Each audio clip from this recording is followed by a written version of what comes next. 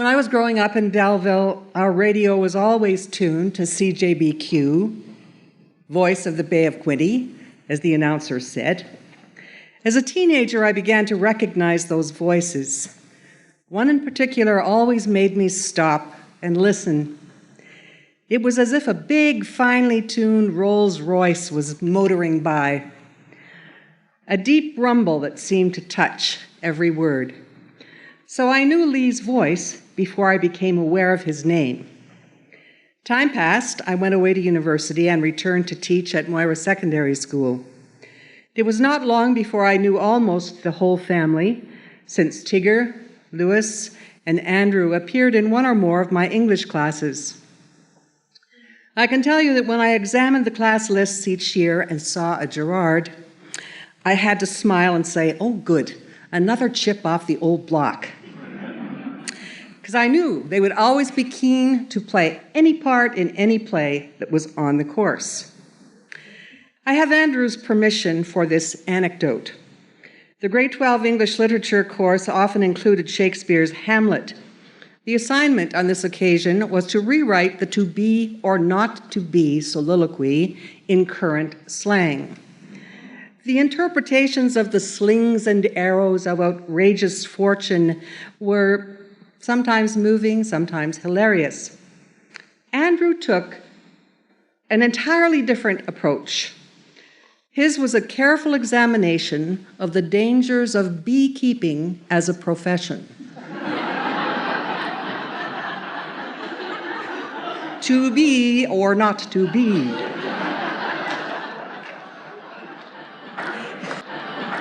I knew I had to have some fun with Lee about this.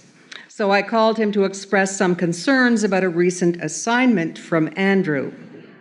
I think Lee already knew his leg was about to be pulled because there was that great three-note laugh he used to have. I finished noting my fears about such a promising student considering a dangerous career like beekeeping as a profession, and there was this pause. And then he said, "My boy explores all possibilities." I think this must be a Jourard family truth. Part of that exploration was the theater. Fingers and clumsy, the world's foremost jugglers. Fearless Freep and his sensational high diving act. Fearless Freep! That's my boy! Step aside, son, you're part of me. Yes, sir, gentlemen. 15 sensational acts for 15 cents. Give me a ticket. Give me a whole mess of them. I'm a splurgin'. Telegram. Delayed by storm. Stop. Arrive tomorrow. Signed, Fearless Freak. Quiet, please. Ladies and gentlemen, due to an unfortunate delay, Fearless Freak will be unable to perform his high diving act today. What? I paid my 4 bits to see the high diving act, and I'm gonna see the high diving act. Well, you see, friend, the fella that... Oh, yeah? Well, someone's gonna do that high diving act, and that someone's gonna be you. Me? Well, you talked me into it. And I remember Lee, Eleanor, and 2 of the boys, I think Michael and Andrew, just little guys then in blue satin suits, all being involved in my first production at the Belleville Theatre Guild, She Stoops to Conquer. Lee was such a great comic actor with talents that filled the stage. His unforgettable voice, great gusto in physical action, and just enough ham to love it all, but not too much so that he overacted. If you wander around the green room at the Pinnacle Playhouse, you will see old black and white photographs from the 50s, and unrecognizable as we all are 50 or more years on, a dashing, dark-haired, clean-shaven young chap standing among a cast and crew of The Man Who Came to Dinner. And there he is again, years later, winning the Best Actor Award for his portrayal of the father in The Diary of Anne Frank. Many of us still remember that tender and powerful performance. He won Best Cameo Performance in A Funny Thing Happened on the Way to the Forum and left us gasping for air with his extravagantly comic Marcus Lycus. Lee and Eleanor had seen a play when they were in England called A Walk in the Woods about an American and a Russian diplomat at a peace conference during the Cold War in Geneva. They were very excited about the Guild's doing this. Lee found an occasion to give me the script and said, "You should direct it." He encouraged and finally convinced me to submit it. It was accepted.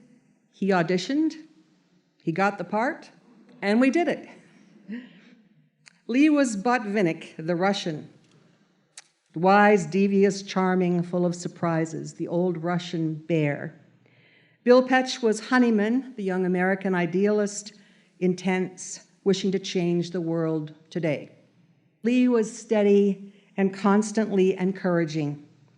He was, first of all, great in the part, amazingly transformed into the elegant, cosmopolitan Russian. When he appeared, finally, in his beautifully tailored suit, minus his signature beard, glasses gone, hair cut and styled, it had the most remarkable effect. People actually stopped in their tracks. Their jaws dropped, literally. The change was so, well, dramatic. He took that play to a whole new level.